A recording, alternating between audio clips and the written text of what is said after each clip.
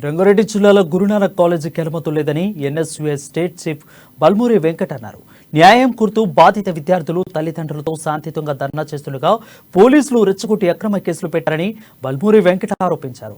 90 కోట్ల దోపిడీకి పాల్పడిన గురునానక్ యూనివర్సిటీ యాజమాన్యంపై ఇలాంటి కేసులు పెట్టకుండా తమపై అక్రమ కేసులు పెట్టి 3 పోలీస్ స్టేషన్ల పరిధిలో తిప్పుతూ ఇబ్బందులు పెడుతున్నారని ఆయన ఫైర్ అయ్యారు.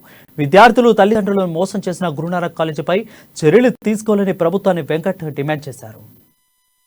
తల్లిదండ్రులు వచ్చి ఏదో ఒక సమస్య పరిష్కారం అవుతుందని చెప్పి నేను అక్కడ ఎదురు చూస్తుంటే తిరిగి వచ్చిన తల్లిదండ్రులు మా పరిస్థితి ఏందని చెప్పి పోలీస్ అధికారులను అడిగితే ఎవరికైతే తప్పు చేసిన వ్యక్తిని పట్టుకొని నిలదీసి న్యాయం చేయాల్సిన పోలీస్ అధికారులు ఆయనకి సెక్యూరిటీ ఇచ్చి యూనివర్సిటీకి వెళ్ళి పారిపోయే ప్రయత్నం చేసిరు, ఆయన తప్పించే ప్రయత్నం చేసిర్రు. దాని తర్వాత శాంతియుతంగా నేను నాతో పాటు అక్కడ ఉన్న తల్లిదండ్రులు పిల్లలతోటి ధర్నా చేస్తుంటే సంబంధించిన కాలేజ్ యాజమాన్యాన్ని పిలిపించి యూనివర్సిటీకి పర్మిషన్ రాకపోతే ఇతర యూనివర్సిటీకి పంపించే ఒక పరిస్థితి లేకపోతే మా సమస్యకి ఏదో ఒక సొల్యూషన్ ఇస్తే కనీసం 26వ తారీఖున ఈ అకాడమిక్ ఇయర్ సంబంధించి ఆఖరి కౌన్సిలింగ్ డేట్ 2వ సంవత్సరం కూడా వేస్ట్ కాకుండా ఉంటదని చెప్పి విజ్ఞప్తి చేయడం జరిగింది. కానీ అక్కడ పోలీస్ అధికారులు కావాలని చెప్పని ఉద్దేశపూర్వకంగా సమస్యని పరిష్కరించే దిశగా ఆలోచించకుండా దారుణంగా కిరాతకంగా అరెస్ట్ చేసి ఒక ప్రయత్నం చేస్తే మా తరఫున మేము ఒక ప్రతినిధిగా బల్మూరి వెంకట్ మేము పేసినాము.